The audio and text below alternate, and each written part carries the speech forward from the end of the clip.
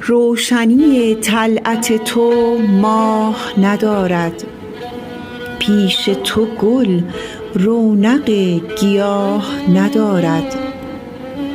گوشه ابروی توست منزل جانم، خوشتر از این گوشه پادشاه ندارد. تا چه کند با رخ تو دود دل من، آینه دانی که تاب آه ندارد.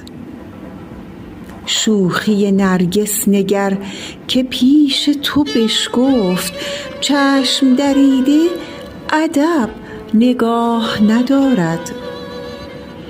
دیدم و آن چشم دل سیه که تو داری، جانب هیچ آشنا نگاه ندارد. رطل گرانم ده ای مرید خرابات، شادی شیخی که خانقاه ندارد.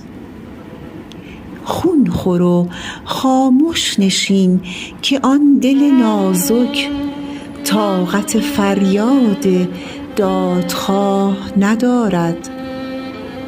گو برو و آستین به خون جگر شوی، هر که در این آستان راه ندارد.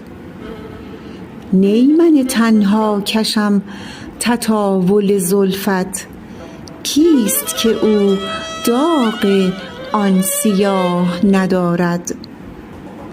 حافظ اگر سجده تو کرد مکن عیب، کافر عشق ای صنم گناه ندارد. غزل 127 از دیوان حضرت حافظ.